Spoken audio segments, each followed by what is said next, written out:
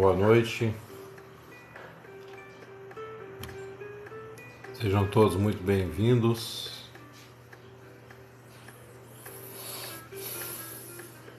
Pela glória de Deus, pela misericórdia do Senhor, mais uma vez nos reunimos nessa noite para adorar o nosso Senhor, amado Salvador Jesus Cristo, cuja graça alcança as nossas vidas através do seu sangue derramado na cruz.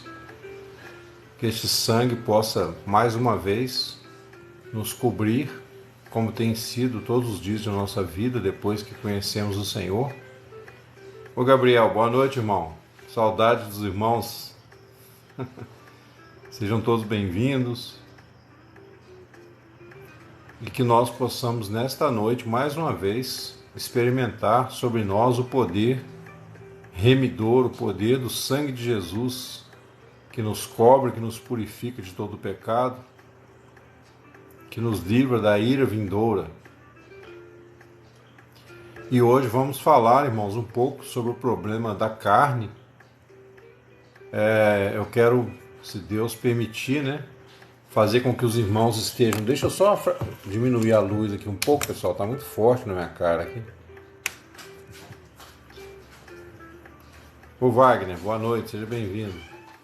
Então, se Deus permitir, que nós possamos nessa noite, mais uma vez, através da comunhão, através do nosso encontro aqui em torno da pessoa do Senhor Jesus, possamos atrair a sua doce presença, a sua misericórdia, que Ele possa tocar agora na alma de cada um de nós, purificando, perdoando, limpando de toda iniquidade, de toda enfermidade. Que as mãos poderosas do Senhor Jesus toquem nesta noite aí no seu coração. Oi, Rosiane, boa noite, querida. Seja bem-vinda, paz do Senhor. E com isso, possamos então mais uma vez sermos renovados em nosso entendimento, em nossa fé. E como temos falado aqui, a nossa reunião, quando ela é feita em torno da pessoa do Senhor Jesus, ela atrai a presença do Senhor, porque está escrito que onde estiverem 2 ou 3 reunidos em meu nome, ali estou no meio deles, diz o Senhor. E é com grande temor, com grande tremor que nós nos colocamos diante da presença do Senhor, reconhecemos nossas limitações, nossos pecados, mas ainda que a nossa força seja pequena, nós não desanimamos, porque o Espírito Santo, Ele toca em nossas almas e Ele nos concede o perdão, a livre graça de Deus, a qual desce do alto do Pai das luzes e toca em nossas almas, de modo que nós, mesmo com nossas fraquezas, mesmo com nossas limitações, nós possamos perseverar, amados, porque o sangue de Jesus, seu Filho, nos purifica de todo pecado. É isso que a palavra de Deus nos promete. E se não fosse isso, pobres de nós, o que seria de nós se não fosse a graça do Senhor Jesus? Então é por essa graça, pela cobertura do seu sangue, que nós, com muito temor, muita confiança neste amor de Deus, é que nós ousamos chegar à sua presença e meditar na sua palavra, compartilhar aí as coisas que Deus tem colocado em nosso coração. Yolanda, boa noite, seja bem-vinda. Sejam bem-vindos todos, tá, irmãos? Eu estou só me ajeitando aqui algumas anotações que eu fiz aqui. Então que o Espírito Santo nessa noite nos ilumine em nome de Jesus, Os irmãos devem ter percebido no quadro que coloquei acima aqui, que eu coloquei ali no meio, um pentágono aí que eu chamei para representar o nosso corpo humano, e você vai ver que ele tem 5 aberturas, está até parecendo uma bola de futebol daquela da Copa, mas essas 5 aberturas aí representam os 5 sentidos, como os irmãos podem ver, no quadro.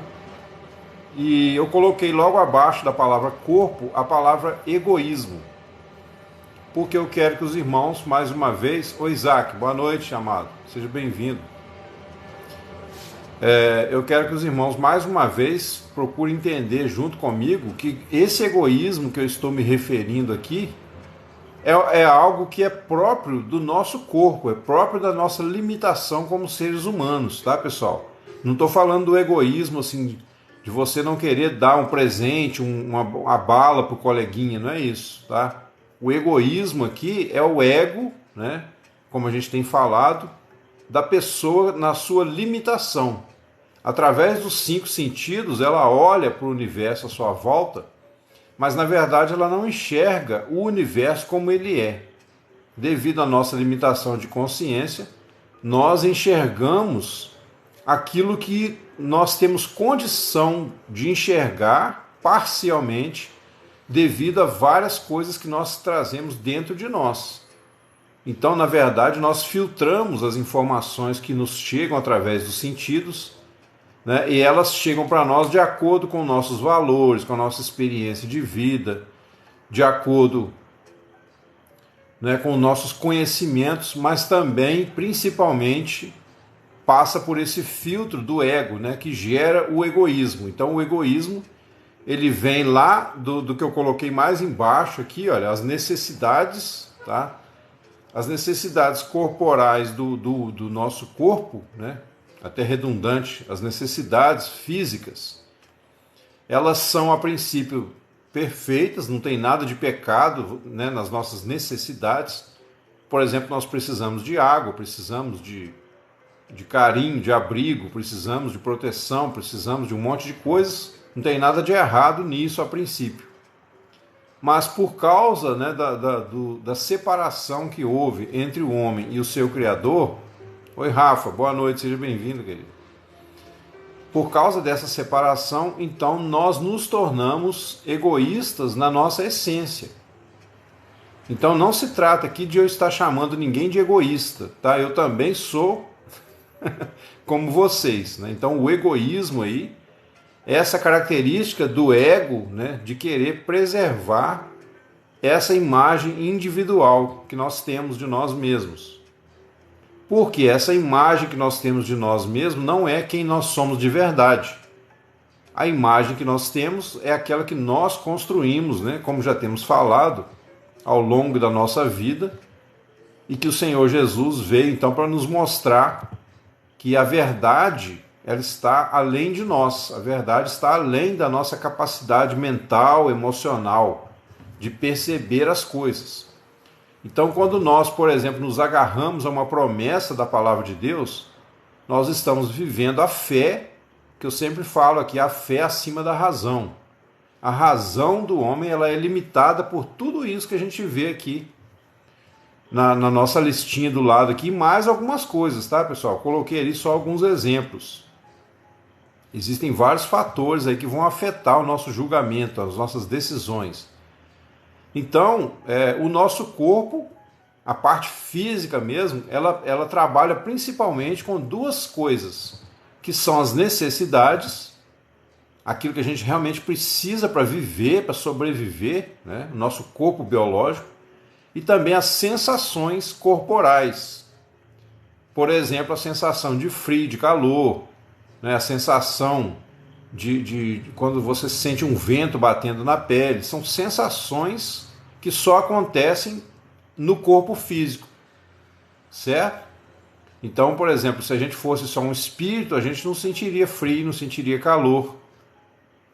Porém, existem as sensações que são próprias do corpo e existem as sensações que tomaram conta do nosso corpo por causa do pecado. Como, por exemplo, né, sensações de medo, a sensação de ter visto algum vulto, alguma coisa, tudo isso nos afeta também. Mas as sensações corporais que eu me refiro são principalmente aquelas que nos chegam pelos 5 sentidos. Então o tato, o paladar, a visão, a audição e o olfato são as 5 principais sensações do nosso corpo, certo? Então através desses 5 sentidos, nós entramos em contato com o que nós entendemos ser o mundo à nossa volta. Então nós avaliamos a partir de um ponto, né, bem pequenininho em relação ao universo, que é a nossa cabeça, a nossa mente. Então imagina, né? Nós olhamos para o universo tentando compreendê-lo.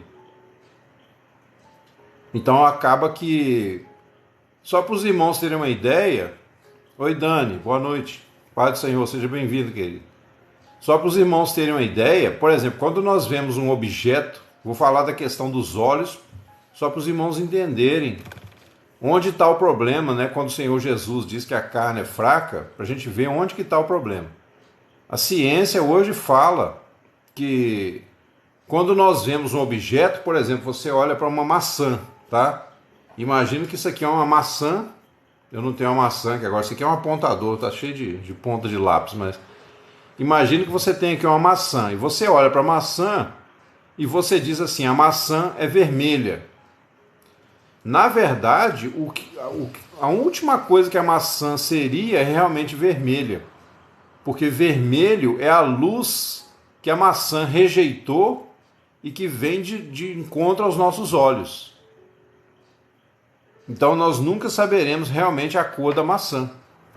Mas nós entendemos como vermelho por quê? Porque é uma conveniência social, né? O nome foi dado vermelho, mas nós não sabemos o que é o vermelho. Nós sabemos apontar, isso aqui é vermelho, né? Aquilo ali é vermelho, essa letra é vermelha. Mas se pedir, me explica o que é o vermelho, nós não sabemos. Certo? Não, então, Isaac, não é só questão psicológica. A parte psicológica, ela entra mais na questão dos sentimentos, né? Dos pensamentos, das emoções. Isso aí é uma questão mesmo da composição do mundo físico, né? Que na verdade, como a ciência mesmo diz hoje, ele é todo composto de energia. Então, por exemplo, você pega a maçã, você olha para ela,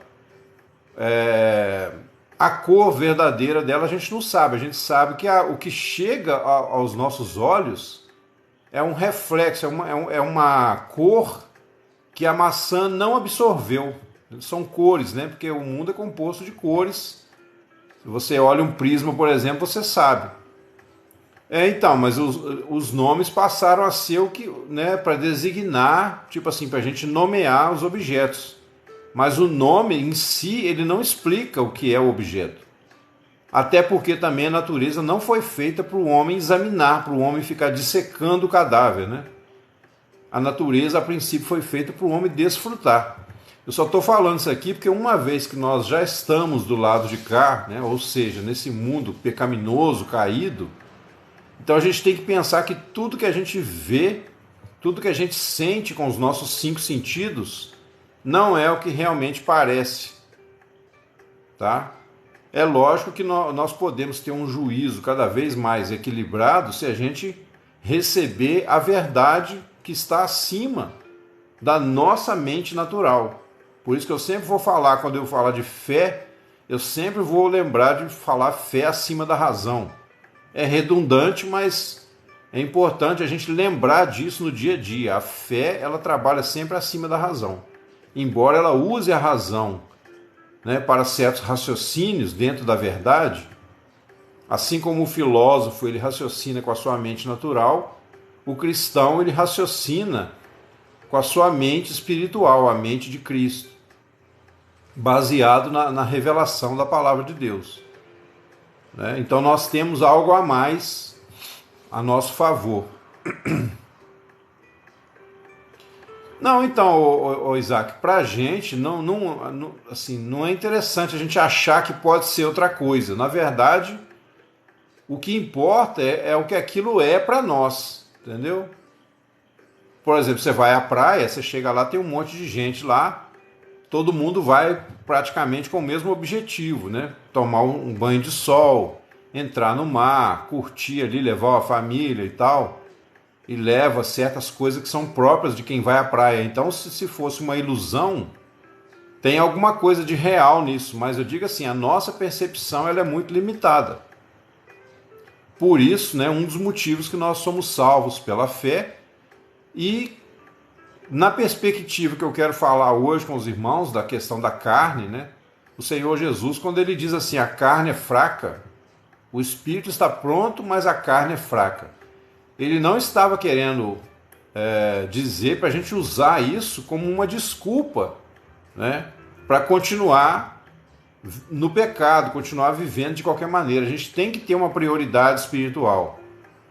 Na verdade, Jesus foi até misericordioso naquele momento, porque na verdade a carne, como depois Paulo vai dizer, né, a carne para nada aproveita. Porque na verdade nós temos que fazer uma distinção, pessoal. A carne não é o corpo físico, tá? O corpo físico, ele cria o que a Bíblia chama de carne, né? Ele dá origem ao que a Bíblia chama de carne, que é um conjunto de paixões. O corpo, ele acaba sendo uma peça fundamental na carne, né? No que a Bíblia chama de carne, porque o nosso corpo, ele teve as suas necessidades e as suas sensações distorcidas por causa do pecado. Então o problema não é o corpo em si ele não é bom nem mal. O corpo é como uma caneca, como uma caneta, como um lápis, né? Você usa para as funções que foi designado. Então não é o corpo que é pecaminoso, tá? Mas ele acaba se tornando pecaminoso. Oi, Wagner, boa noite, paz do Senhor. O corpo acaba se tornando inclinado para o pecado por causa do que a Bíblia chama de carne. A carne é a distorção que começa lá nas funções corporais. Sim, então, nosso corpo é perfeito. Mas o que a Bíblia vai chamar de carne é o quê? A Bíblia fala assim, o corpo dessa carne, né? A carne é a distorção do sentido original do corpo, junto com as suas paixões que daí são originadas, certo? Então eu coloquei aqui as necessidades e as sensações de vermelho, porque isso é a base de tudo. Mas depois disso, o que acontece? Aí nascem os desejos. Por que eu coloquei os desejos? Eu tentei dar uma sequência aqui, pessoal, não quer dizer que é assim exatamente, tá? Mas só mais ou menos pelo entendimento que eu tenho, para os irmãos entenderem. Os desejos eu coloquei logo acima, né? De baixo para cima aí, porque eles são exatamente o que? A distorção das necessidades. Quando eu começo a usar minhas necessidades na hora que não há necessidade de usar a necessidade. Então, porque o que acontece? O que são os desejos, né? Os desejos, eles provêm de uma fonte que é lícita, muitas vezes. Você, né, a criança, como eu já falei aqui, a criança nasce e ela vai lá mamar, né? Ela quer experimentar ali o peito da mãe, porque ela tem necessidade de se alimentar. Mas se ela sente ali o conforto, né, aquele prazer de estar ali no colo da mãe, se ela sente, né, ela vê o sorriso da mãe, ela sorri de volta.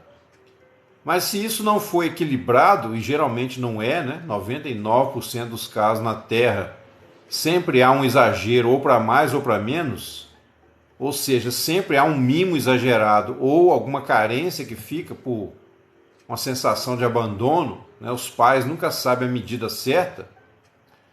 Então a criança ela vai desejar estar no colo da mãe e ela muitas vezes vai chorar, mesmo a hora que não está com fome. Talvez ela nem queira mamar naquele momento, mas ela sente que se ela chorar, a mãe vai lá e pega e põe no colo. Então ela começa a fazer aquele joguinho emocional para conseguir o prazer. Então, na busca pelo prazer, ela acaba nascendo ali o desejo, tá? O desejo é diferente da necessidade. A necessidade é aquilo que você realmente precisa, né? Agora, o desejo é aquilo que você não está precisando, mas você quer porque te dá prazer. Você encontrou alguma forma de prazer naquilo ali. Nós alimentamos o alimento. Se você for falar da parte física mesmo, né, Isaac, a parte que a ciência examina, a biologia, né, fala, tudo perfeito. O problema não está no corpo em si, como eu disse.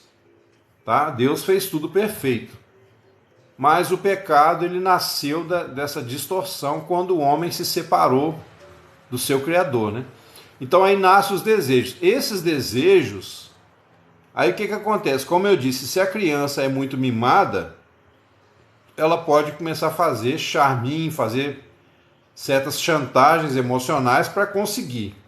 E se essa criança é muito rejeitada, né, se a mãe, por exemplo, joga a criança lá no berço, deixa a criança chorando com fome realmente, então ela vai desenvolver uma rejeição, né, pela mãe, vai criar desde cedo já uma certa barreira com a mãe, e aí quando chega na adolescência a gente vê, né, aquele filho que não respeita a mãe, não respeita o pai, porque ele se sentiu traído, negligenciado. Então nós oscilamos, né, sempre entre o prazer e a dor. Essa é a conduta do homem pecador na terra, né? E aí nós perdemos o senso real de valores. E aí eu coloquei logo acima dos desejos as emoções, porque as emoções também vão ser decorrentes dos desejos satisfeitos ou não. Então, se você satisfaz ou não aquele desejo, você vai ter certos tipos de emoções. Então, por que o homem sempre busca o prazer? Porque ele quer ter boas emoções, ele quer se sentir bem. Só que aí está um grande perigo, né? Porque se esse desejo ele vai contra a palavra de Deus, então você está entrando numa bolha, né? Você está vivendo realmente alimentando a sua própria alma, e aí aquilo Jesus falou, quem quiser salvar a sua alma, perdê-la-á. Então o objetivo, o trabalho do Espírito Santo em nós é nos tirar da fase do egoísmo, desse estado, né, egóico, egotista, e nos levar para o estado de altruísmo. O altruísmo eu coloquei ali ao lado do Espírito, acho que está dando para ver direitinho aí, né? Que é justamente o quê? Não também aquele altruísmo de uma pessoa que faz boas obras, né? Como o Espiritismo faz, como a Igreja Católica faz, como muitas igrejas evangélicas fazem, de um dever social, né? De dar uma cesta básica. Não é isso que eu estou falando. O altruísmo aí é muito mais. O altruísmo é você sair, né, desse estado de egoísmo e se tornar o contrário disso. Você se tornar de um vaso de recepção, você se tornar um vaso de doação. Mas para você doar, primeiro você tem que ter conteúdo. Você só pode doar o que você tem. Ninguém pode doar o que não tem, né? Como dizia o ditado antigo, não tem como fazer cortesia com o chapéu dos outros. Certo? Então a doação, né, ela é, na verdade, o seguinte: quando eu recebo de Deus alguma graça, né, alguma iluminação na palavra, quando eu recebo de Deus pela fé, né, as verdades que estão na palavra, os fatos do que Jesus realizou na cruz, eu recebo, por exemplo, o perdão, né? A Bíblia diz que eu fui perdoado. O Senhor foi lá na cruz, morreu no meu lugar e me perdoou de todos os meus pecados. Então, quando eu recebo esse perdão, eu sinto uma emoção diferente. É uma emoção diferente daquela proveniente aí dos desejos. Então, nós podemos imaginar esses itens aqui do lado, né, do meu lado esquerdo aqui, eu creio que para você também está aparecendo do lado esquerdo. Nós podemos considerar esses itens aí como se tivesse um peso puxando para baixo, mas ao mesmo tempo a graça de Deus vem ao nosso encontro para quê? Para resgatar tudo isso e colocar no lugar certo. Então nós temos condições de ter emoções perfeitamente saudáveis. Mas se as emoções não forem transformadas, elas só vão trabalhar em função do egoísmo. E aí nós vamos viver, né, em sofrimentos, tribulações, perturbações, porque esse estado de egoísmo ele faz você ficar ali isolado, você se sente sozinho, sozinha, carente, deprimido, né, desanimado da vida. Essa sensação de medo, de solidão, é justamente por quê? Porque quanto mais eu tento preservar esse ego do meu jeito, né, fechado ali na minha bolha pessoal, mais eu tenho medo de perder. Como eu disse para os irmãos, se você tem uma sala e você começa a colocar ali objetos que você vai catando pela vida, né? Seja de forma honesta ou desonesta, nesse caso não importa. Exatamente, Isaac, foi o que eu falei aqui no início, né? Esse egoísmo que eu estou falando aí não é você não querer repartir uma bala com um coleguinha da escola. É um estado próprio do ego isolado, né? O ego que nós alimentamos a partir da distorção das necessidades, das sensações e tudo mais. Ou seja, nós roubamos, pessoal. Por isso que a Bíblia fala lá daquele homem, né? O servo iníquo, né? O servo, aquele servo lá que foi acusado de estar dissipando os bens do seu senhor. Aquilo ali é um retrato do nosso ego também. Nós tomamos tudo isso que Deus nos deu, né? As necessidades, as sensações, os desejos, e usamos em benefício próprio. Isso é o egoísmo. Acontece que nós não somos donos dessas coisas. Essas coisas nos foram emprestadas,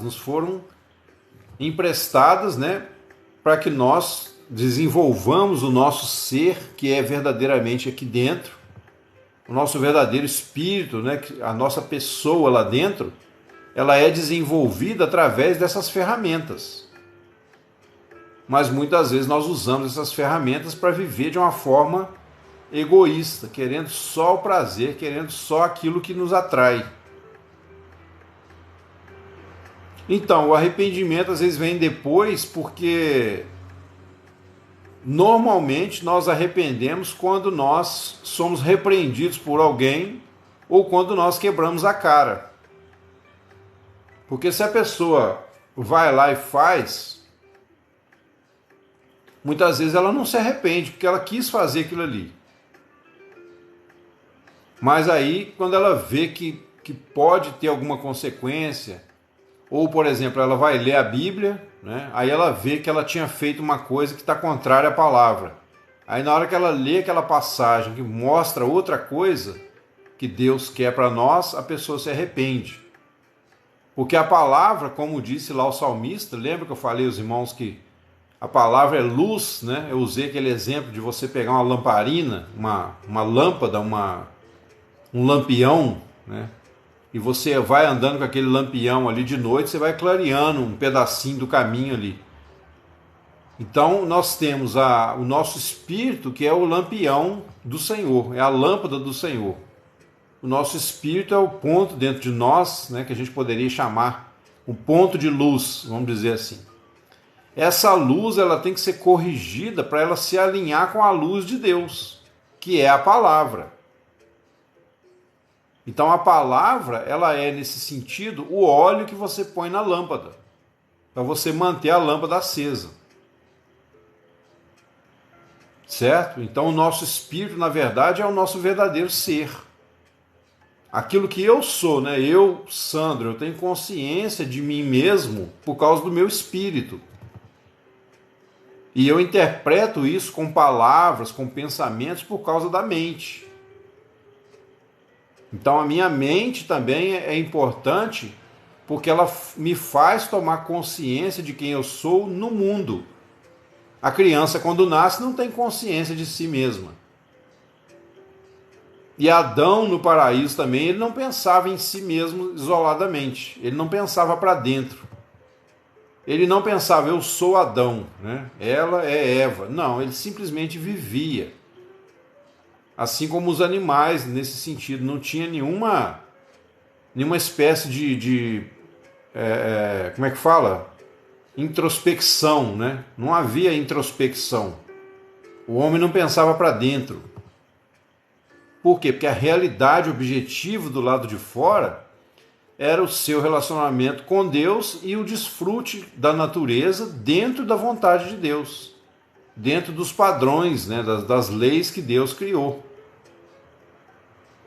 Então até aí estava tudo certo. A partir do momento que entra o pecado, o homem se volta para si mesmo, ele começa a se analisar. Então aí nasce a mente, né, do pecado, a consciência do bem e do mal. Então houve uma adulteração também da mente. A mente do homem era uma ferramenta que ele usava. Então, Isaac, a mente do homem era uma ferramenta que ele usava, igual você usava um telefone antigamente. Lembra do telefone? Não sei se você lembra, né? Você deve ser novo. Mas tinha um telefone de fio, né? Você discava e aí você ligava, tal, a pessoa atendia, você falava com a pessoa. Então Adão tinha essa comunhão com Deus, mas quando você está no telefone, você não está pensando em si mesmo, você está pensando na outra pessoa com quem você está falando. Agora, hoje em dia, como você tem, por exemplo, a internet, você tem um celular, né? Onde você está falando com a pessoa e você está vendo a sua própria cara, isso reflete também o quê? Seria como um exemplo do que a mente fez por causa do pecado, né? Então, antigamente, ninguém ligava um telefone fixo, aquele telefone de fio mesmo, né?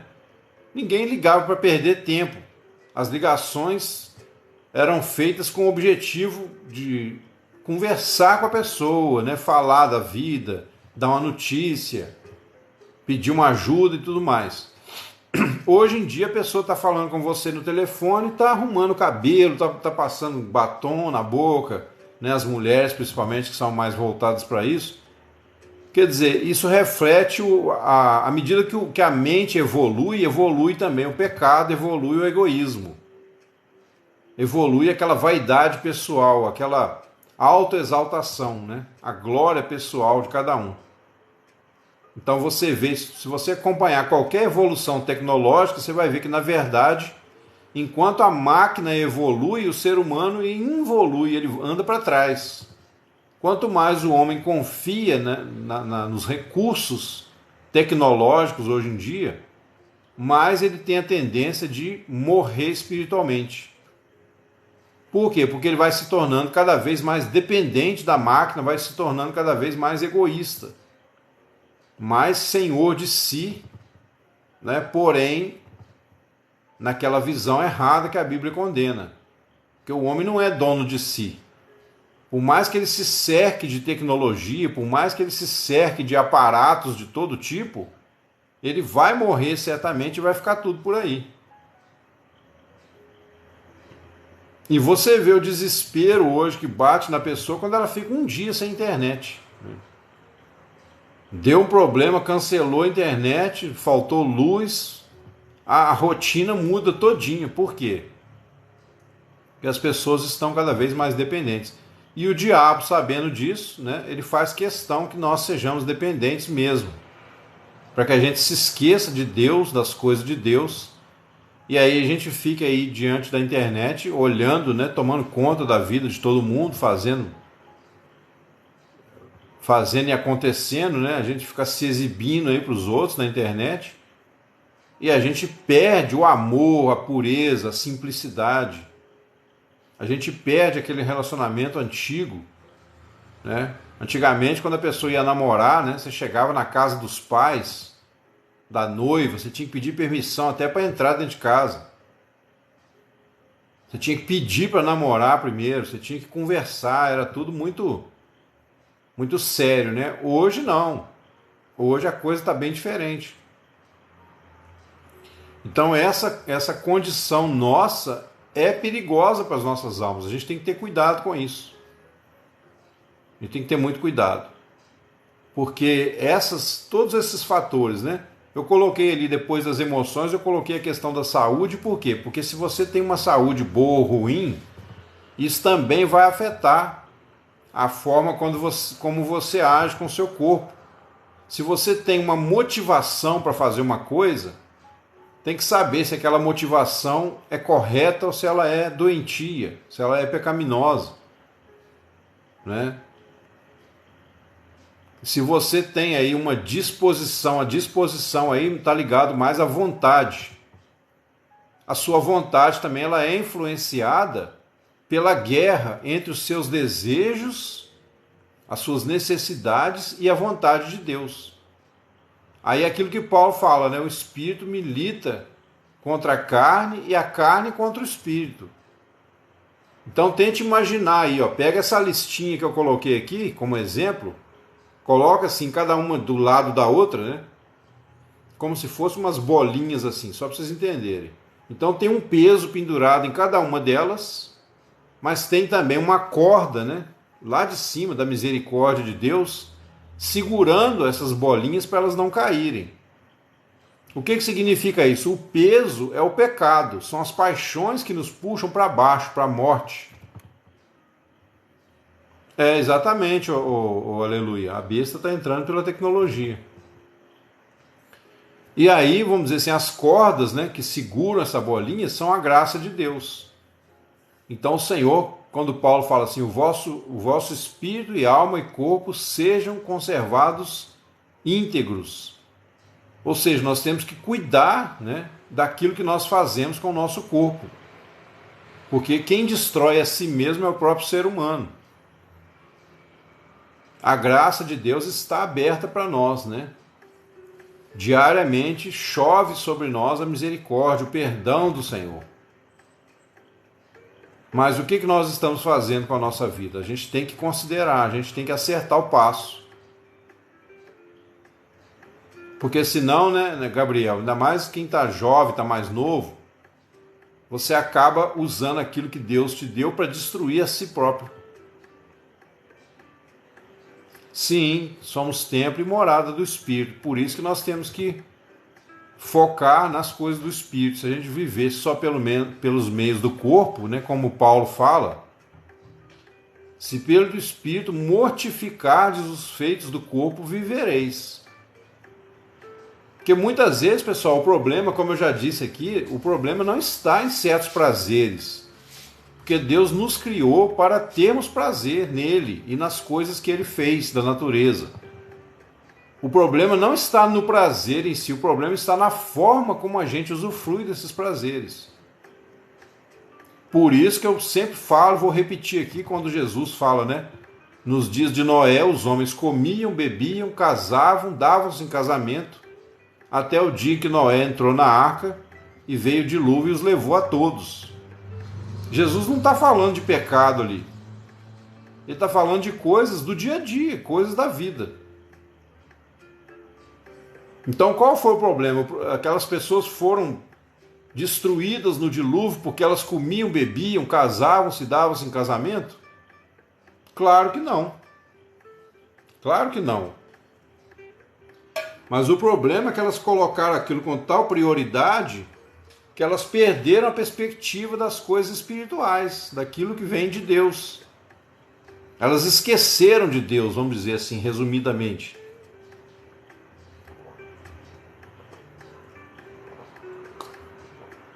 Então, se você se esquece do Senhor, a sua lâmpada se apaga, o óleo acaba. O homem não pode viver pela sua própria alma, porque a alma, como nós vimos, né? Ela habita no corpo, ela é limitada, ela é como se fosse aquela bolinha pendurada ali.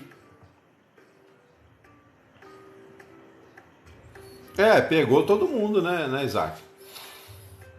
Entendeu? Mas a nossa alma, por ela estar limitada ao corpo físico, então ela não pode sustentar a si mesma. É como se você tentasse fazer, né, uma bola de chumbo subir para o céu sozinha, não tem jeito. O nosso corpo em si ele é como uma bola de chumbo, ele não tem, né? Você vê que quando morremos, para tudo. Então o corpo ele é morto desde o princípio. Até mesmo o fato de estarmos vivos, isso é um aspecto da graça de Deus. O que os teólogos chamam na Bíblia, né, a graça especial e a graça geral. A graça geral é aquela que vem sobre justos e injustos. A chuva, o sol, a vida física, a saúde, tudo isso faz parte da graça geral. Porque nós não temos nada que seja nosso realmente. É o dom da vida, o dom de tudo, né? Tudo que nós temos, o ar que nós respiramos. Tudo isso é a graça geral. Essa graça é aquela que Jesus falou, que Deus faz nascer o seu sol sobre justos e injustos. faz cair a chuva sobre bons e maus. Então, quer dizer, os benefícios da primeira criação, tudo que vem da primeira criação, a terra, né, os seus bens materiais, tudo isso é a graça geral. Agora, nós temos que conhecer a graça especial, que é a salvação em Cristo. Obrigado, Dani, querido. A salvação em Cristo. Essa é a graça especial que nós precisamos para que a gente vença o pecado. Sem essa graça especial, o homem vai acontecer igual lá no dia do dilúvio. Igual lá no tempo do dilúvio. Os homens comiam, bebiam, casavam-se, davam-se em casamento até o dia que Noé entrou na arca e morreu, pereceu todo aquele mundo afogado em água. Lembra que o nosso corpo, pessoal, 80% do nosso corpo é feito de água.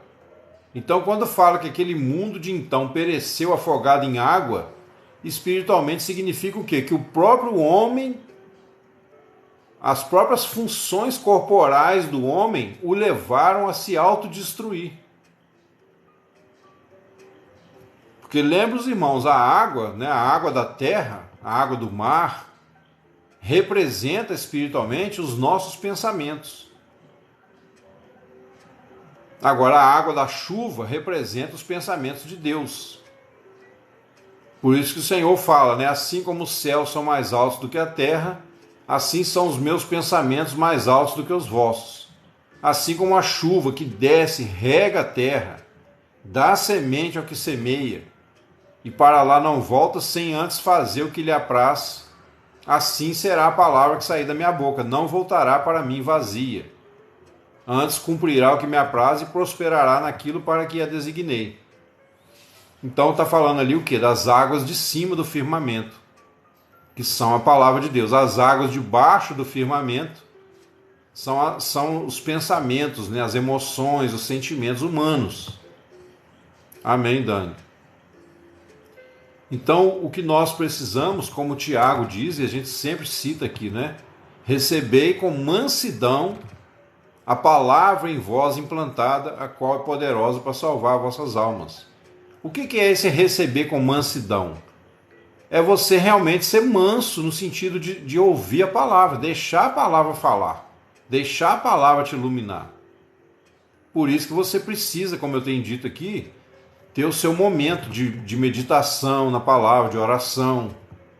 Você às vezes ficar ali diante de Deus, né, simplesmente, às vezes um versículo que você pega e você medita nele, você pode receber luz naquele versículo.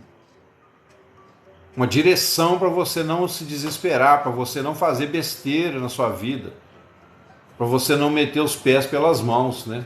Então muitas vezes você vai ler um versículo da palavra, aquele versículo vai te dar uma direção. Por quê? Porque a palavra ela vem de Deus. E ela está conectada com tudo que Deus fez, inclusive a obra do Senhor Jesus na cruz. Já dei exemplo aqui, né? Quando você pega o Salmo 91, por exemplo, fala assim: o que habita no esconderijo do Altíssimo, a sombra do Onipotente descansará. Ora, o esconderijo do Altíssimo é Jesus. Os irmãos lembram que eu sempre falo aqui, você vai ler a Bíblia, você tem que procurar Jesus na Bíblia. Onde eu posso ver Jesus nessa passagem?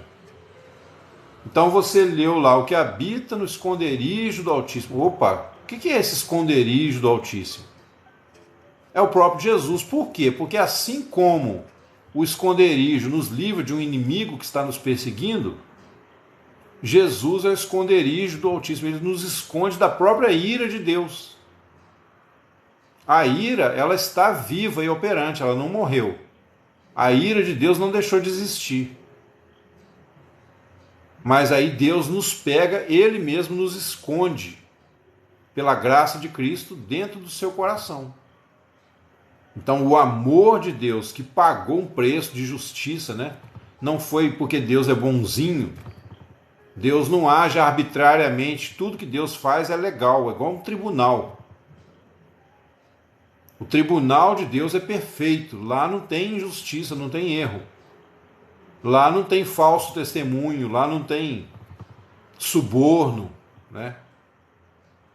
Então o próprio Deus, para não nos esmagar debaixo da sua ira, o que ele faz? Ele nos coloca no seu esconderijo. Ele vem à terra, ele morre no nosso lugar, perdoa os nossos pecados, nos recebe, né, de braços abertos, abre os portais da eternidade, né, e coloca em nós o canal, né, que nós podemos acessá-lo, que é o Espírito Santo. É o ponto de luz dentro de nós. Essa luz que vai ser colocada dentro de nós é que nos liga à luz do céu. Então, a carne não tem luz nenhuma. O corpo é igual uma pedra, é igual qualquer coisa, não tem vida. O corpo em si mesmo é um objeto morto. Então, o que nós vamos fazer? Vamos viver pela morte? Viver por um objeto morto? Agora, o corpo ganha vida à medida que ele é santificado pelo Espírito Santo. Então, à medida que o Espírito Santo age em nós podemos ter problemas na terra, sim. Temos vários problemas na terra. Lutas, tribulações.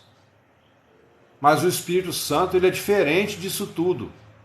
O Espírito Santo é a única coisa viva que pode resgatar o nosso espírito e nos trazer de volta ao Pai. Quando Paulo fala lá em Romanos 7, né, eu sei que em mim, na minha carne, não habita bem algum. A carne, ela não é santificada, pessoal. A Bíblia não fala para você santificar a carne. Alguém de vocês já viu essa expressão na Bíblia? Santificar a carne? E eu nunca vi. A Bíblia fala assim: santificai a Cristo como Senhor em vossos corações. Agora, a minha carne, né, o meu corpo físico, não a carne, mas o meu corpo físico, ele pode ser preservado se o Espírito Santo estiver operando em mim. E aí, né, aí inclusive eu tenho a promessa da ressurreição por causa do Espírito Santo habitando em mim.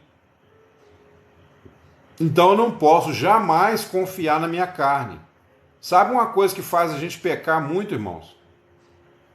É quando a gente acha que a gente está, às vezes, maduro na fé, né? Por isso que Paulo fala: aquele que cuida está em pé, olhe e não caia.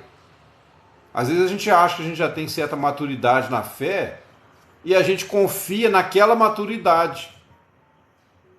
Mas à medida que a gente confia naquela maturidade, a gente começa a perder o Senhor de vista. E aí, por isso que muita gente quebra a cara e cai do cavalo.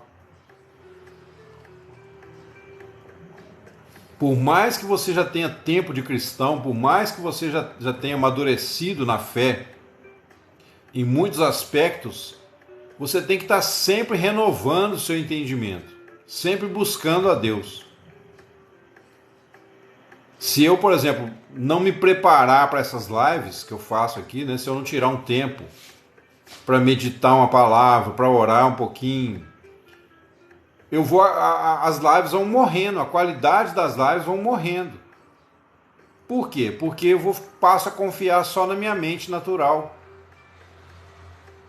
E se eu passo a confiar, eu já tenho habilidade, né, eu já sei falar bonito, vamos supor que eu pensasse assim, na hora lá eu desembolo. Se eu pensasse assim, eu poderia encher a mente de vocês de informações, mas não vou passar vida nenhuma.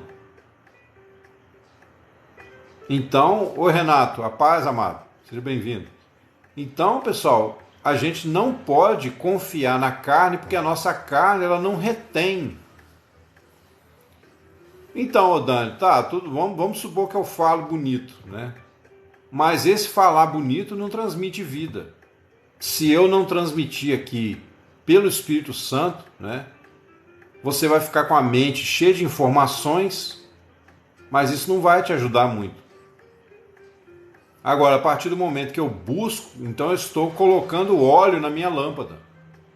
Lembra lá da história lá do noivo, né? Quando o noivo veio, chegou por volta da meia-noite, ouviu-se um grito: eis o noivo, eis o noivo, saí-lhe ao encontro. Aí as prudentes levavam o quê? Azeite nas suas lâmpadas. Aí as imprudentes, as insensatas chegaram e falaram: dai-nos do vosso azeite. Quer dizer, elas confiaram na santidade, vamos dizer assim, daquelas outras noivas, mas elas não cuidaram da sua própria preparação. Então, quando o noivo chegou, elas tiveram que sair correndo para poder procurar onde encontrar o azeite. E aí, quando elas chegaram, deram com a cara na porta. O noivo já tinha entrado e falou: não vos conheço. Triste realidade, né? Então você não pode confiar, por exemplo, na minha palavra. Vamos supor que eu sou aqui uma das noivas que está levando azeite na minha vasilha. E você, se você não medita, se você não ora, se você não busca, se você não tem intimidade com o Senhor, o seu óleo está se acabando. O seu óleo está se acabando, você está secando, você está perdendo a comunhão com Deus. Aí quando o Senhor chegar, aí vai ser problema. Não estou falando aqui de questão de perder salvação, tá, pessoal? Isso é outra coisa. Os irmãos já sabem que eu penso nesse sentido, né? Eu estou falando aqui da questão se você tem a salvação ou não, você vai acabar descobrindo. Porque, para mim, no meu entendimento, quando aquelas noivas perceberam que não tinha óleo na sua lâmpada, ou seja, elas perceberam que elas nunca tinham se preparado, elas nunca tinham, na verdade, desejado realmente estar com o noivo. Porque elas não se prepararam, não se cuidaram. Então, é por isso que ele disse: não vos conheço. Olha só. Se Jesus conhecesse, ele ia lamentar, falou assim: puxa vida, que pena, né? Que vocês chegaram até aqui, nadou, morreu na praia. Mas ele falou: não vos conheço. Então isso me leva a crer que aquelas noivas nunca foram noivas de verdade. O perigo é você descobrir lá na frente que você nunca foi salvo. Esse é o perigo. Agora, não estou falando, né? Como eu sempre digo aqui também, não é você ficar brigando com certos pecados. Eu preciso me santificar para eu ser salvo. Não é isso. Você é salvo pela fé, pelo amor que você vai descobrindo à medida que você contempla o Senhor Jesus. À medida que você se entrega a Ele. Lembra que eu falei da relação do casal, né? Figuradamente, quando você se entrega ao noivo, você abre o coração para Ele, abre a sua vida para Ele, então você desenvolve essa intimidade. Mas você só vai fazer isso se for realmente o noivo, né?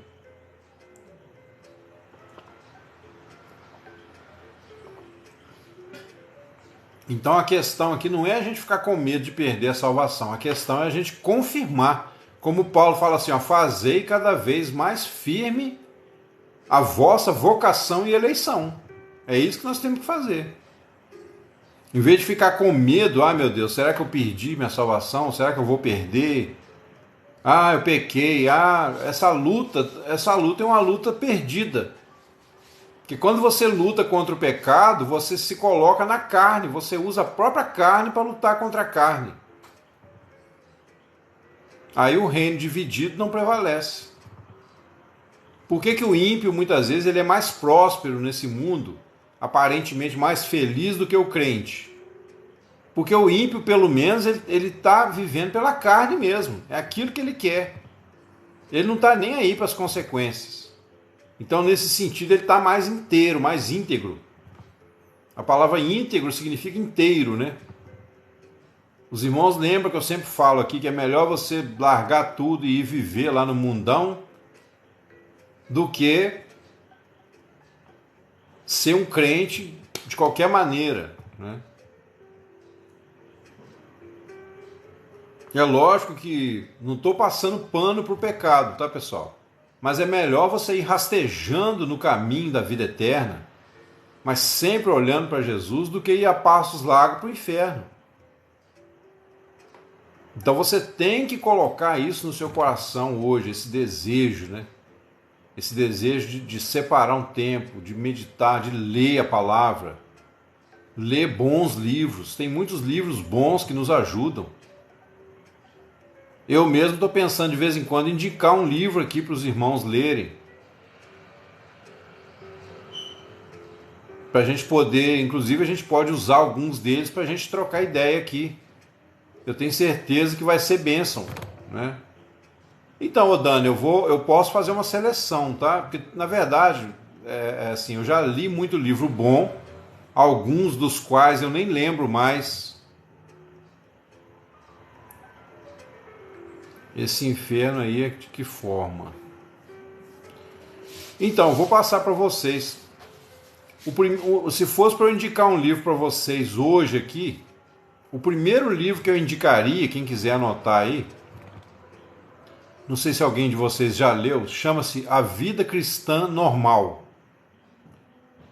A Vida Cristã Normal. O escritor dele é um chinês que passou 20 anos na prisão por causa do testemunho que ele deu de Jesus lá na época, né? O cristianismo sempre foi perseguido na China e ele foi preso por causa de Jesus. Ele passou 20 anos na prisão e morreu na prisão, mas ele não negou sua fé. Isso, A Vida Cristã Normal. O escritor se chama Watchman, Watchman. Watchman Nee, N-E-E. Eu vou fazer o seguinte, eu vou mandar lá no grupo esse livro, PDF, tá? Vou mandar o PDF. Depois, se alguém quiser comprar o livro físico, aí tá ótimo. Tem gente que gosta de ler mais em papel, né? Vou mandar no grupo lá. Os irmãos que estiverem no grupo vão receber esse livro. Aí você baixa lá, começa a ler, que vocês vão ver que maravilha que é esse livro.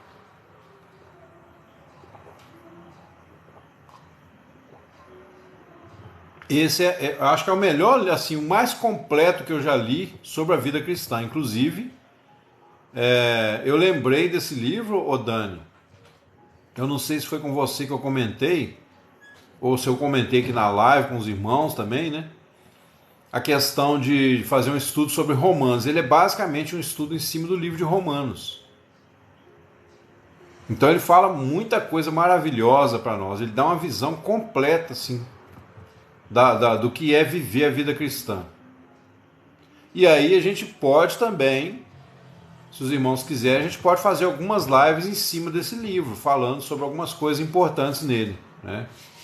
Já tem um tempo que eu li, mas eu posso recordar. A gente pega um capítulo de cada vez, alguma coisa assim, e rapidinho a gente, acho que são uns 13, 14 capítulos, alguma coisa assim. E aí a gente dá uma meditada nele também, né? Esse livro é excelente, é um livro que todo cristão deveria ler. Então eu vou colocar lá no nosso grupo de WhatsApp, né? Se tem alguém aqui que não está no grupo, quiser, vou colocar lá para os irmãos. Eu, graças a Deus, irmãos, meu gosto pela leitura voltou, né, de um tempo para cá. Na verdade, eu tô lendo tanto que tem hora que eu fico até com a visão embaçada, sabe? Eu tô até meio viciado em leitura. Não sei se isso é bom ou se é talvez ruim em algum sentido, porque às vezes eu leio muito, fico com a vista cansado, tem dia que eu perco o sono de madrugada, né? Lembrando da palavra, pensando nas coisas que eu li. E aí minha cabeça fica meio... Mas eu tenho gostado muito, né? Então eu leio a palavra e leio bons livros, né? Eu pego um livro, começo a ler, tipo assim, eu leio um capítulo, 2. Se ele não estiver me ajudando em nada, eu largo para lá, porque eu também não vou ficar lendo porcaria, né? Então eu procuro selecionar as coisas que eu vou ler. Mas os livros que eu indicar para os irmãos aí, pode ter certeza que são livros bons, livros que eu já li, entendeu? Não vou indicar um livro que eu nunca li, né? Aí seria hipocrisia da minha parte. E depois, com o tempo, né, eu posso trazer à memória aqui outros livros Aí eu vou selecionar os melhores. Só que aí vocês têm que ter um pouco de paciência, porque tem muito livro bom que eu já li, alguns eu não lembro o nome mais, né? Ou não tem o livro, não tem o PDF dele, então aí é complicado. Mas aí eu vou indicando à medida do possível. Esse livro aí, qualquer pessoa que tiver um tempinho para ler aí, que seja uma meia hora, 40 minutos por dia, com uma semana você lê tranquilo. E é bom, tá, pessoal? A leitura é muito bom. Não deixar também de ler a palavra, obviamente, né? Então aí a gente tem, pessoal, para encerrar aqui essa parte, né? Os irmãos viram que eu coloquei ali a alma, que é a união do corpo com o espírito. Isso aí a gente já sabe, né? E uma vida com propósito. Ô Isaac, eu baixei esse livro hoje, meu amigo. Parece uma coisa, né? Eu baixei esse livro hoje. É do Rick Warren. Muito bom também. Só que esse livro, por exemplo, eu já li há 20 anos atrás. Não lembro praticamente nada dele. Mas eu lembro que é bom, sim. É o Rick Warren. Escreve... É Rick, não é com W não, é com R. Rick, R-I-C-K, e o segundo nome é W-A-R-R-E-N. Warren. Warren, não sei como é que fala. Mas se os irmãos quiserem a minha sugestão, eu gostaria que vocês lessem A Vida Cristã Normal primeiro, tá? Porque ele é essencial para você entender. Já leu? Esse livro é excelente. Entender a questão do sangue, né? Eu já falei alguma coisa dele aqui, porque quando o livro é muito bom, alguma coisa sempre fica na cabeça da gente, né? Por exemplo, aquela passagem lá de Êxodo, né? Quando o sangue foi aspergido nos umbrais. Eu acho que é ele que fala no livro que o sangue, o valor do sangue é para Deus e não para nós. É Deus que tem que avaliar o valor do sangue. E aí Deus, né, recebe aquele sangue como aroma suave, né, como perdão pelos nossos pecados. Eu acho que é nesse livro que ele fala, entendeu? Eu sei que o livro é excelente, tem muita coisa boa. Então a gente precisa ler, né? A gente precisa arregaçar as mangas aí e não ficar acomodado, pessoal. Você não pode ficar esperando o azeite dos outros. Você tem que ter o seu compromisso pessoal com o Senhor. Você tem que ser fiel, você tem que ser, né, determinado a prosseguir. Porque coisa para derrubar a gente não falta, entendeu? Problema na vida, lutas, tentações, tribulações. Só a graça de Deus para nos segurar de pé. Então, e muitas vezes o que a gente chama de provações, tentações, é aquilo que Tiago falou, né? Que as guerras e contendas vêm dos deleites que nos vossos membros guerreiam. Às vezes a coisa em si não é errada, mas dependendo do jeito que a gente faz, pode trazer uma grande dor de cabeça, né? Então a gente tem que ter esse cuidado. E sempre colocar o reino de Deus em primeiro lugar. Sempre colocar o reino de Deus em primeiro lugar. Não podemos confiar, pessoal, nos nossos olhos, nos nossos ouvidos, quando se trata da verdade. Porque esses 5 sentidos no nosso corpo, eles só se relacionam com o mundo físico. Né? Os olhos, o ouvido, o nariz, a boca, eles não têm nada a ver com o mundo espiritual. A não ser, né, quando eu uso meus ouvidos para ouvir a palavra de Deus. Quando eu uso a minha boca para falar aquilo que Deus fala. Aí eu santifico, né? Não a carne, mas eu santifico o meu ato, né? O meu comportamento, a minha prática espiritual saudável, não pela lei, mas pela fé, quando eu uso, né, essas funções corporais para a glória de Deus. Ouvindo é a boca da alma. Então, o pessoal fala, né, que os olhos são as janelas da alma, tudo mais. Mas eu creio que os irmãos estão entendendo assim que a questão, né, os órgãos de sensações, né, esses 5 sentidos, eles são perigosos se eles forem usados do jeito errado, né? Então nós temos que tomar esse cuidado. Então quando Paulo fala, santificai a Cristo como Senhor em vossos corações, né? Seja a paz de Cristo o árbitro em vossos corações. Ele está querendo dizer o que é o seguinte, ó, olha para o Senhor Jesus, deixa que Ele coloque em você as verdadeiras prioridades espirituais. Busque em primeiro lugar o seu reino e a sua justiça, e tudo mais vos será acrescentado, né?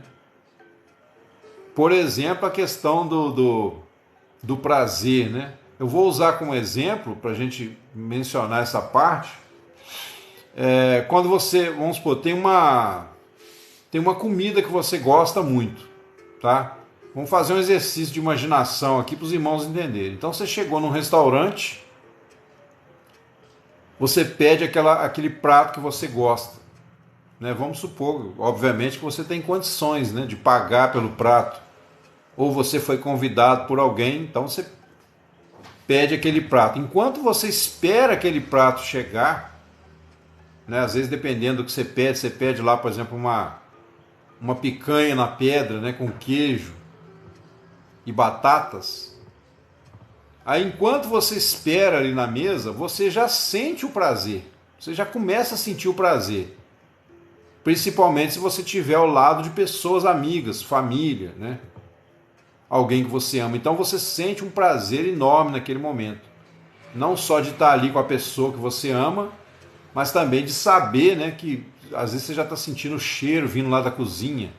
Aquele cheiro gostoso da carne assando, né? Então a sua boca já começa até a salivar.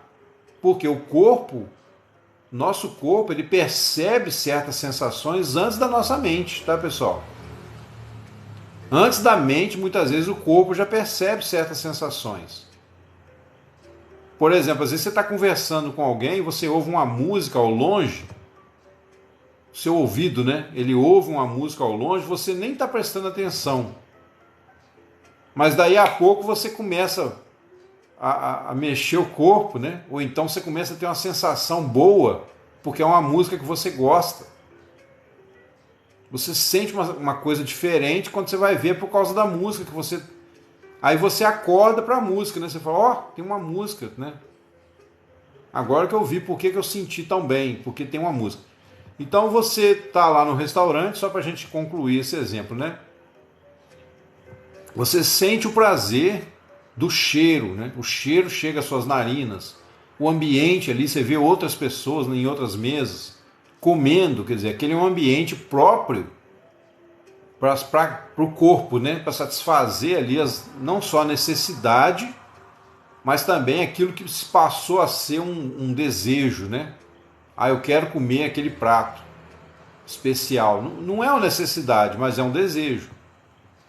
Até aí tudo bem. Então você chegou, desde que você vai, né? Não vai comer demais até morrer, não vai praticar a gula, você não vai deixar de pagar a conta e sair correndo, então tá tudo certo.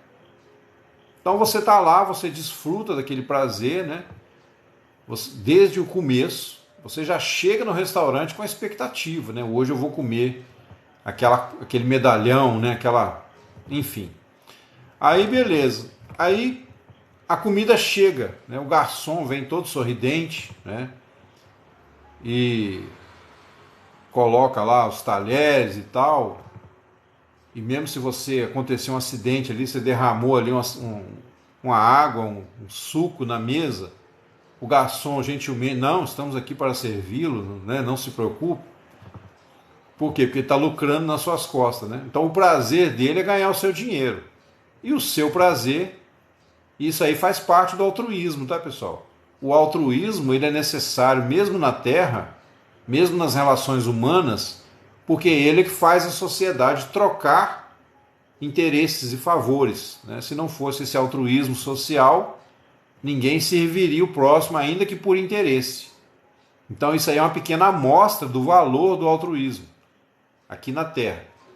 Beleza, aí só que tem um detalhe, no momento que você começa a comer, né? A primeira garfada você, né? Você tem até um orgasmo cerebral, né? Desculpa da palavra. A primeira garfada ali, o queijo, né? Aquela fumacinha subindo. Você dá uma sopradinha e manda ver. Você fala, nossa, que delícia e tal. Mas aí, à medida que você vai comendo, né? Uma garfada, duas, o prazer vai diminuindo. O prazer vai diminuindo.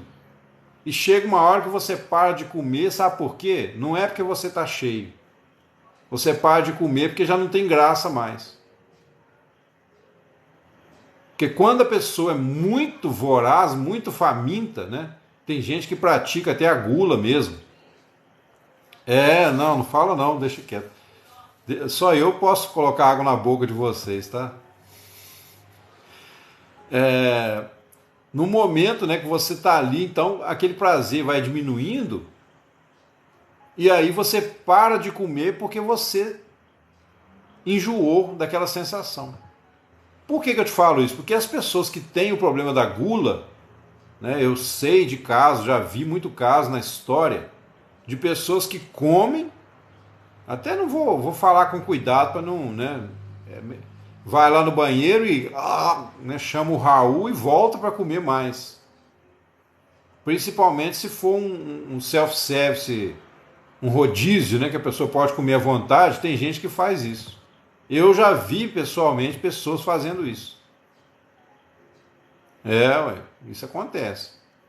Mas você que é uma pessoa, né, mais educada nesse ponto, eu creio que todos aqui são pessoas, né, que têm uma conduta social equilibrada, você não vai fazer isso. Então você para de comer.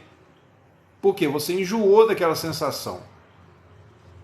Se você quisesse continuar tendo aquela sensação, como uma pessoa que não tem limite, você faria a mesma coisa, né? Então você se refreia.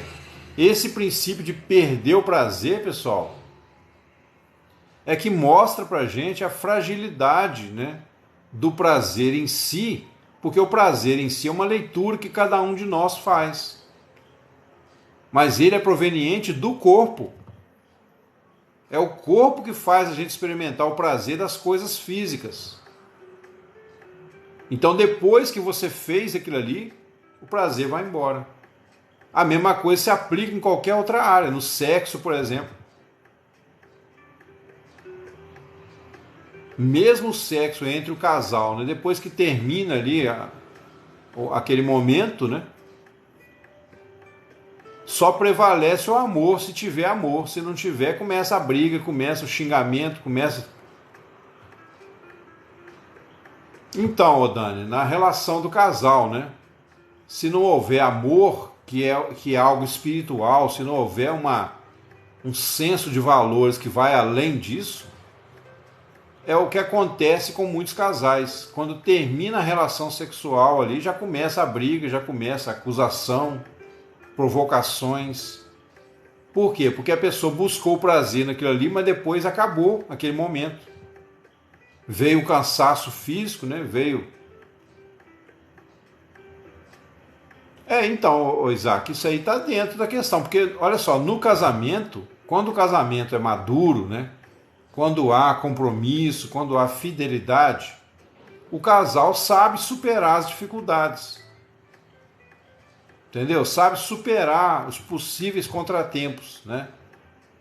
Naquele dia a coisa não fluiu porque estava cansado e tudo mais. Tudo bem, a vida continua. Amanhã, né, acontece de novo. É uma coisa do casal que faz parte, é um prazer lícito, permitido por Deus. Mas você vê, por exemplo, eu já li reportagens, né, de pessoas que frequentam, por exemplo, casas noturnas, essas casas de prostituição mesmo, né? A pessoa termina ali o ato sexual, ela tem vontade de matar o parceiro ou a parceira. Sente nojo, né? Por quê? Porque ali buscou só um prazer corporal. Sente nojo do outro. E até entre casais, muitas vezes isso acontece. Se não houver um amor que vai além da... Não, Isaac. Não é pecado, não. No casamento, nem as preliminares, nem o ato, nada disso é pecado. Tudo que dois concordarem ali dentro da relação entre quatro paredes, se não houver nenhum tipo de humilhação, né, ou de profanação do corpo da pessoa, porque a Bíblia não vai aprovar é o quê? É você fazer bizarrices, né? Tudo que profana a pessoa, tudo que machuca, aí não, mas fora isso, não tem restrição dentro do casamento. Mas se não houver algo a mais, que é o lado espiritual, esse momento se torna sempre um momento de guerra, de confusão. Eu não sei se alguém aqui já passou por isso, mas terminou a relação, já começa, parece que entra um demônio ali no meio do casal e o fogo pega mesmo, entendeu? E é nessa que muitos casais acabam terminando o casamento, o relacionamento, após uma relação sexual, né? Muitas vezes existe até violência mesmo, agressões. Isso acontece por quê? Acontece em qualquer área onde você busca o prazer em primeiro lugar. Então, se você busca o prazer em primeiro lugar, você vai colher aquilo que a Bíblia fala, né? Tribulação e angústia. Se viverdes pela carne, pelo corpo, certamente morrereis. Quer dizer, a morte aí não é a morte física, é a morte da parte espiritual, né? Aquela alegria que você poderia ter na vida, em Deus. Isso aí morre, né? Acontece uma morte ali. E por isso até que João fala, há pecado para a morte, por esse não digo que ore, porque depois que pecou para a morte, meu irmão, aí não adianta orar, entendeu? Não adianta orar, pelo menos não naquela situação. Pode, né? Você pode orar pedindo perdão. Aí é outra questão, de repente Deus vai perdoar, obviamente, mas as consequências não adianta você orar porque não vai fugir. É o que aconteceu com o filho de Davi, né?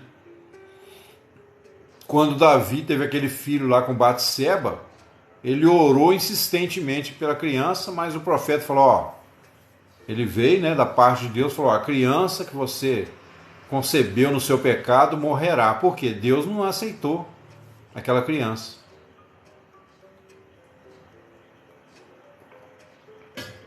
Aí Davi podia descabelar tudo, podia fazer o que quisesse, cortar um braço fora, que a criança não ia sobreviver.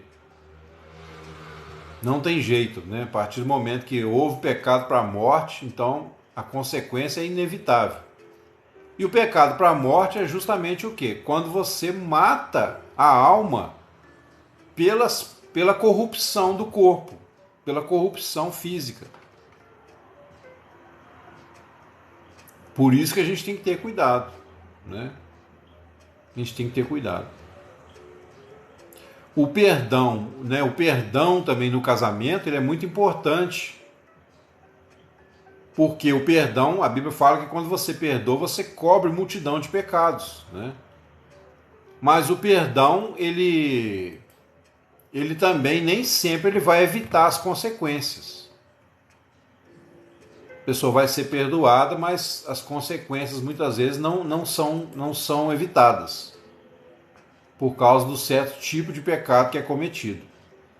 Então a gente tem que ter esse cuidado, né?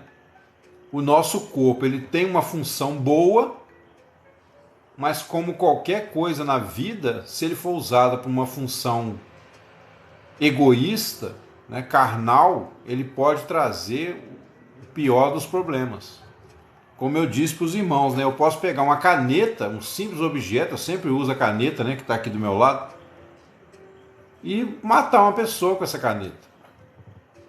Porque eu usei com a função errada, o objetivo não é esse. A função da caneta é escrever, né? Agora você imagina o nosso corpo, que é muito mais complexo do que uma caneta. E ele, na verdade, é a nossa morada, a morada do Espírito. Então é como se você pegasse o seu próprio carro, né? Não sei quantos de vocês aí tem carro. Você pegasse o seu próprio carro e você entrasse num rally com ele, uma Como é que chama aquele negócio? Uma rachadinha, né? Você entrasse num racha lá, ou então você tocasse o carro no meio do barro de qualquer maneira, o carro caísse, rolasse, fica todo destruído, todo empenado. Depois você vai ter que andar o resto da vida, né? Porque no nosso caso, do nosso corpo, não tem como comprar outro. O carro ainda tem, né? Você pode comprar outro, mas o corpo não. Então, se você destruir o seu corpo, você vai andar o resto da vida com aquele carro destruído, né? Ou então vai depender aí de uma misericórdia de Deus para restaurar aquela situação. Tem certas decisões que a gente toma que depois traz consequências. E a gente, às vezes, geralmente a gente não consegue, né, jamais prever as consequências de tudo que a gente faz. Esse é o problema. Pro ego, né? O ego fica desesperado por isso. Porque ele sabe muitas vezes que ele vai trocar uma coisa que poderia ser boa, ele vai trocar por um prazer imediatista, mas ele sabe instintivamente que ele vai colher uma consequência. Por isso que acontece tanta raiva depois que faz. Aí, ó. E olha que o carro, né, Isaac, ainda é melhor você bater com o carro do que com o corpo, né? Porque o carro você compra outro, agora o corpo. A pessoa que sofre um acidente, perde uma perna, por exemplo, um braço, você imagina a tristeza, viver com aquilo o resto da vida, né? Com aquela limitação. Não que a pessoa se torne inferior, não é isso. Em fração de segundos, né? Então, de um segundo para o outro pode acontecer. A mesma coisa é a nossa vida, entendeu? O nosso corpo é o carro do nosso espírito, né? Da nossa alma. Você que está ali dentro dirigindo, se o seu corpo for para o buraco, você pode ir junto. Então a gente tem que ter esses cuidados, né? Entendeu? Aqui os irmãos sabem. Obrigado, Dani. Aqui os irmãos sabem, nós não pregamos nenhum tipo de moralismo, tá? Aqui nós não apontamos o dedo, né, para você, para falar, você fez isso, fez aquilo. Todos nós temos as nossas limitações. Mas a gente aponta, né, o caminho aí que nos leva a experimentar a graça de Deus, sem a qual ninguém verá o Senhor, né? Sem a santificação ninguém verá o Senhor.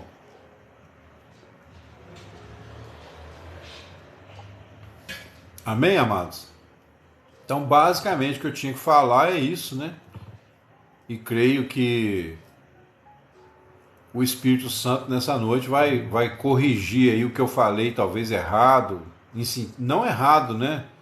Mas que eu falei que com palavras que talvez não conseguiu ficar claro para você, que o Espírito Santo possa corrigir aí no seu coração, né? Possa te orientar com clareza, para que não fique nenhum mal entendido e para que a gente perceba, né? Que vocês percebam a intenção do meu coração ao falar e compare sempre com a palavra de Deus, né? Você não precisa acreditar cegamente no que eu falo aqui. Lembra lá dos bereanos, né, que eram mais nobres do que os de Tessalônica, porque examinavam diariamente as Escrituras para ver se o que Paulo falava era verdade. Olha que eles julgavam até a palavra de Paulo, hein?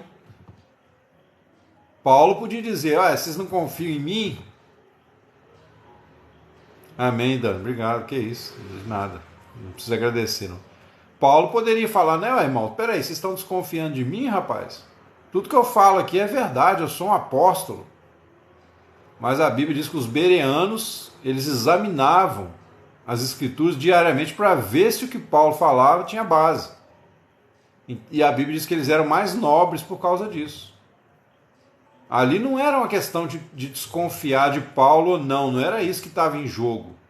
Era que eles queriam a verdade. Tem hora que não é questão de você confiar ou não confiar, é questão de querer a verdade. Né? Então que o Espírito Santo possa nos dar essa disposição de coração para a gente buscar o reino de Deus em primeiro lugar mesmo, né? Colocar o Senhor nas nossas vidas todos os dias. Todos os dias. Amém, irmãos? Eu agradeço a presença dos irmãos, tá? Hoje eu não vou cantar, não. Estou bastante cansado. Noite passada eu não dormi a noite toda praticamente. Minha voz está bem ruinzinha para cantar. Mas agradeço de coração, né? Foi um prazer rever a todos aí. Principalmente os irmãos que a gente já virou praticamente uma família aqui. A Dani, a Rafa, a Ieda, Rosiane e outros irmãos. É pena que a irmã, a Analice, ela mandou mensagens que não ia poder entrar hoje por causa da internet dela, estava com problema na internet lá. Eu falei, irmã, que pena, né? Mas Deus sabe de todas as coisas, né? Então que nós possamos, o irmão Rafael, o Gabriel, o Renato, né? O Isaac. Não, Gabriel, eu ia falar, mas você não esperou molhar o bico aqui. Não fique com ciúme, não.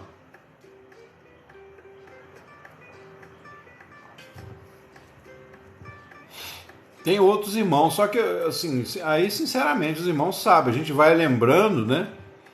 Pelos nomes daqueles que participam mais ativamente aí nos comentários, né? A gente vai guardando, fica mais na memória, né? Mas todos vocês aí, a gente tem um carinho muito grande, né? E cremos, como eu disse para os irmãos, o que motiva a nossa live aqui em primeiro lugar, e é isso que gera amizade entre nós, o que motiva o nosso encontro aqui em primeiro lugar tem que ser o Senhor Jesus. A gente colocando o Senhor Jesus em primeiro lugar, a nossa comunhão acontece porque nós estamos olhando para Ele, né? Então, olhando para Ele, nós temos comunhão. Obrigado, Dani. Amém, amém, Renato, aleluia. Entendeu? Se a gente olhar um para o outro apenas, né? Daqui a pouco vai dar briga. Mas se a gente coloca o Senhor, a gente traz os valores dele para a nossa vida, né? Amém, amém. Um abraço aí, um amém e um abraço para o povo do Espírito Santo, Vitória. Você de lá, né, Isaac? E aí, irmãos, eu quero ao longo desses próximos dias, né? Obrigado, Dani, pelos abraços aí. Eu quero ao longo desses próximos dias recordar aqui com os irmãos alguns propósitos que nós temos aqui, né? De orar pelo nosso país, né? Nós estamos aqui estrategicamente, pessoal. Cada um aqui num lugar do Brasil, a gente está aqui estrategicamente, né? Então eu aqui em Minas Gerais, você aí no Espírito Santo, você em São Paulo, você no Mato Grosso, né? Você que é do Nordeste, Bahia, acho que a Dana é da Bahia, né? A Ieda, não lembro, a Ieda, não sei se a Ieda já falou de onde é, a Rosiane. Cada um no seu lugar aí, a gente pode se reunir em oração, né? Não só para que esta live dê frutos, orar pelo nosso país, orar por esse segundo turno aí, para que Deus tenha misericórdia de nós, né? Os irmãos viram o que aconteceu, né? O fiasco aí, que já era esperado, talvez não com tanta cara de pau, mas acabou acontecendo, né? Eles não dormem, né? O diabo não dorme, não. Enquanto o crente, às vezes, cochila e deixa o cachimbo cair, o diabo fica 24 horas por dia infernizando. Então que a gente possa orar para Deus ter compaixão de nós, pessoal. E vamos orar mesmo, tá? Vamos orar, porque se a esquerda voltar, a Deus viola. E a Ieda também é de Minas. Amém, amém, Ieda. Deus te abençoe. Entendeu, irmãos? E aí a gente orar, né? A gente sempre... quando a gente for orar, se você for orar pelo país, orar pelo presidente, que é, né, o atual presidente, nosso presidente eleito democraticamente, você lembra disso, fala assim, eu estou aqui orando, mas Senhor, tem irmãos na live, irmãos da live, né, que estão também orando em outros lugares do Brasil, pedindo ao Senhor que tenha compaixão de nós. Entendeu? Então eu creio que a gente está numa posição estratégica. A gente precisa valorizar isso, irmãos. Amém? Então é isso, eu quero pedir ao Espírito Santo, né, em nome do Senhor Jesus, que fale ao seu coração nessa noite, que te dê uma noite de paz, uma noite de bênção, né, uma noite de tranquilidade, que o Espírito Santo toque na sua alma nesse momento.